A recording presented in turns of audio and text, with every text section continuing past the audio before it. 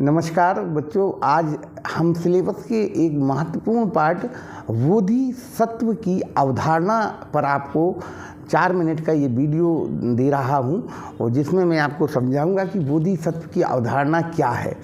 पहली बात तो ये है कि यह बौद्ध धर्म में महायान परंपरा का एक महत्वपूर्ण सिद्धांत है।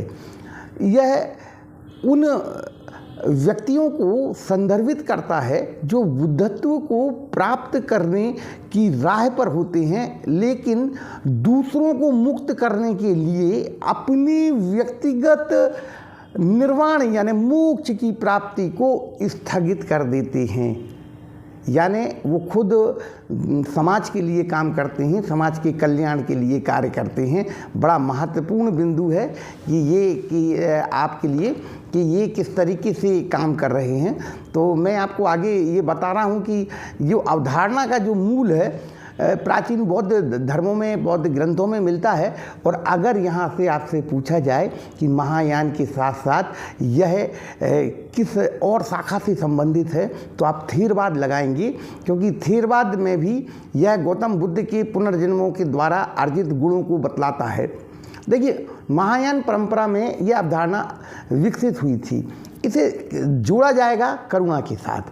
तो बोधिसत्व के कुछ गुण होते हैं जिसे 10 परिमिता कहा जाता है, 10 परिमिता कहलाते हैं।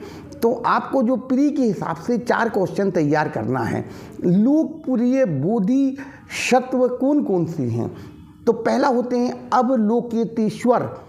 अवलोकितेश्वर ये करुणा के प्रतीक हैं। दूसरा होते हैं मंजूश्री, जो प्रज्ञा के प्रतीक हैं। तीसरा होता है मैत्रेय, जो कि भविष्य के बुद्ध के रूप में देखे जाते हैं।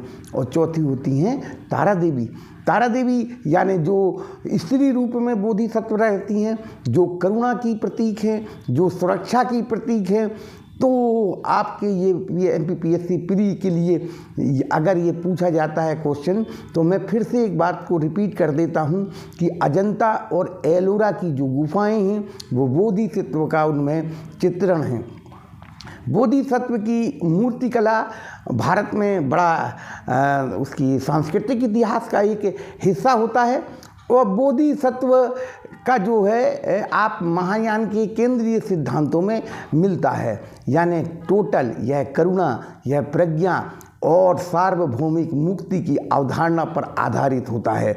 आप बोधिसत्व की अवधारणा बौद्ध धर्म को में वे व्यक्ति होते हैं जो, अगर हम परिभाषा की बात करें, जो बुद्ध बनने की राह पर होते हैं, लेकिन अपनी व्यक्तिगत मुक्ति को स्थगित कर देते हैं ताकि सभी प्राणियों को उनकी पीड़ा से मुक्ति दिलाई जा सके।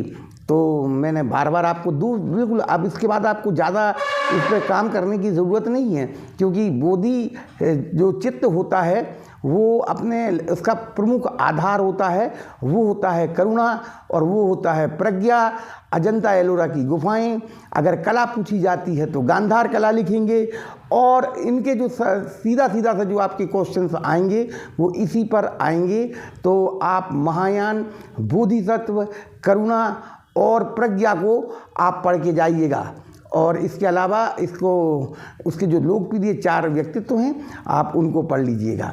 धन्यवाद दोस्तों।